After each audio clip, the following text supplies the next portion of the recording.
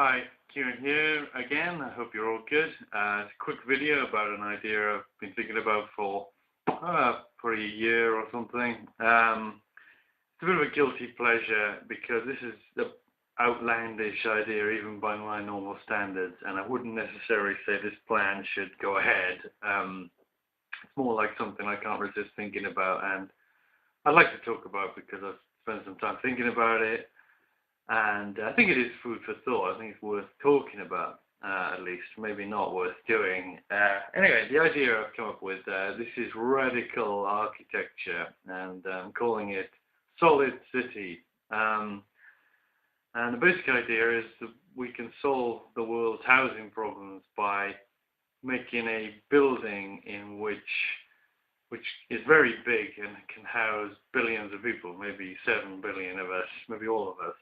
I doubt you could get all of us to go to it because not all of us would want to, but one building that could house billions of people anyway.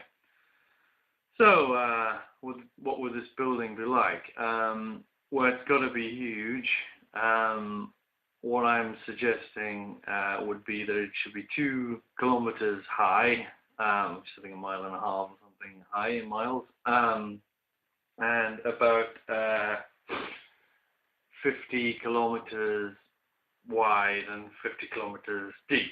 So, big square, 50 kilometers kind of square, but 2 kilometers high.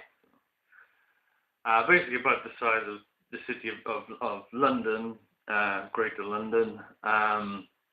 But instead of being just a bunch of buildings of about a few stories high, dotted around with streets and everything, this will be a solid one building, 2 kilometers high, as I say, with no gaps in between. So there won't be any light, natural light in 99% of the building. And we'd have public transport to get around by having trains on the ground floor, and the first somewhere down the bottom, somewhere on the first few floors. We have, like, say, one level with trains going north south, a level above that, say, with trains going east and west, and maybe some other levels with diagonal trains.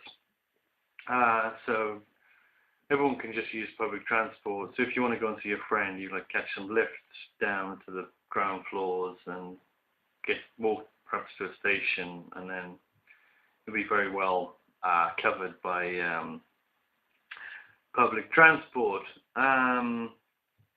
So why the hell would we do this? As I say, there are a lot of people who are homeless and have very bad housing. We try to have a decent apartment for everybody. My kind of back of envelope calculations suggest this building would be big enough to have reasonable space for each person. And I suppose the main thing is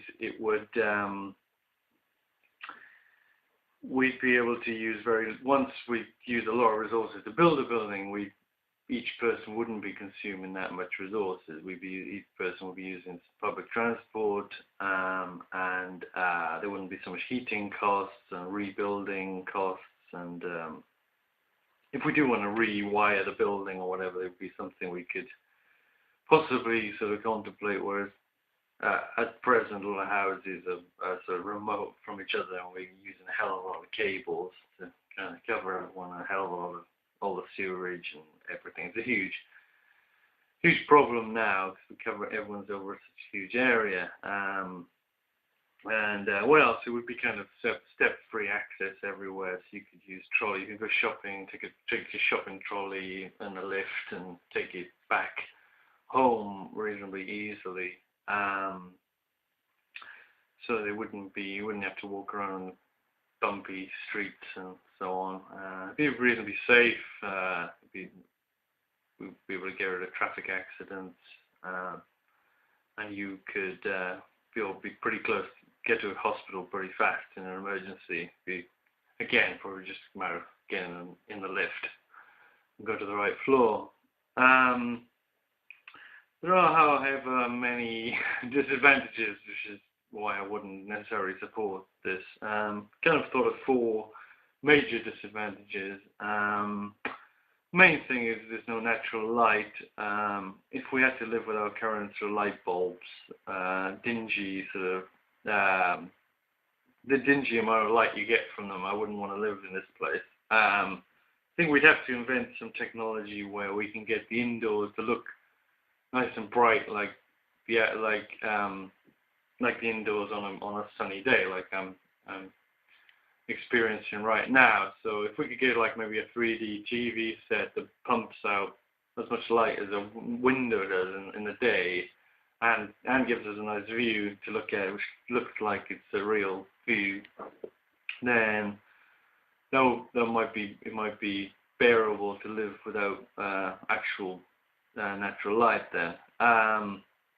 Also, you could have also a second problem, I think, is fresh air. I don't know much about vents, but I think you'd have to have some pretty fast-flowing sort of vents, like air vents pumping air into the middle of this building, because there's a hell of a lot of air building. You'd have to replenish the kind of fresh air in a lot. So that's a bit of a problem. Might be a bit of a problem if the pump sort of breaks down. You'd have to have a lot of backups and so on. And even then, I don't know if the air will be as nice as the fresh air we have now, when we can just open a window to the outside.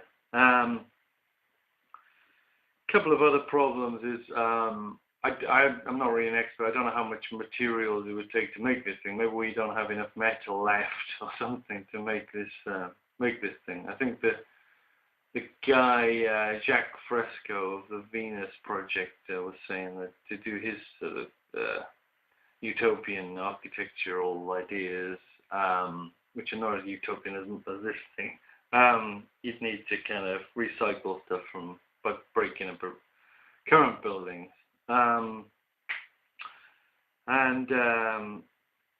So there's that. And lastly, it could be a disaster. What if there's an earthquake or a meteor hits the earth on this building? I suppose you can avoid earthquake zones, probably, almost certainly.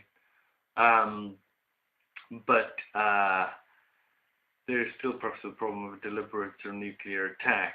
I'm cautiously optimistic that you could build it so it could take a nuclear attack.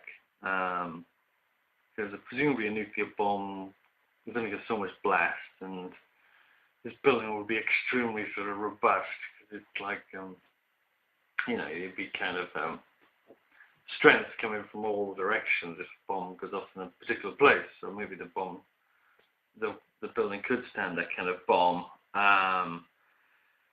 But I think you can make a nuclear bomb as big as you like, so it could, in theory, we do have this problem that the building could be taken out by a terrorist attack. But so those are reasons to be cautious about this. But anyway, apart from that, I hope you enjoyed listening to this idea, and it was at least food for thought or food for fun. All the best.